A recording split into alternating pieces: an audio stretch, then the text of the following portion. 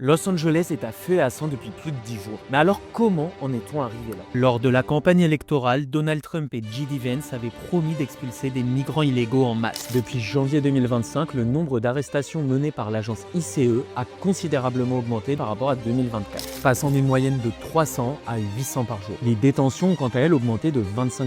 Début juin, environ 207 000 personnes auraient été expulsées, contre 271 000 sur toute l'année 2024. De plus, le président américain a mis fin à la protection accordée aux ressortissants du Venezuela, de Cuba, d'Haïti et du Nicaragua, menaçant plus de 500 000 personnes d'expulsion. Le président américain a annoncé vouloir utiliser l'armée pour augmenter le rythme des expulsions et militariser la frontière. Cependant, les méthodes de l'administration Trump sont très critiquées, jugées parfois illégales, arrêtant et expulsant des étrangers sans mandat de perquisition ou d'arrêt. Enfin, Trump va même jusqu'à encourager les illégaux à rentrer eux-mêmes chez eux en leur offrant un billet d'avion de 1 000 $. À Los Angeles, les manifestations contre les expulsions ont dégénéré après que Trump ait envoyé 2000 gardes nationaux pour les réprimer. Le gouverneur de Californie ainsi que le maire de la ville se sont opposés à cette action de Trump et l'État de Californie a lancé une procédure judiciaire contre le président américain. Mais une cour d'appel a finalement décidé que les soldats pouvaient rester sur place. D'autres protestations anti-Trump ont eu lieu dans d'autres villes, alors que la politique migratoire du président ne semble pas faiblir,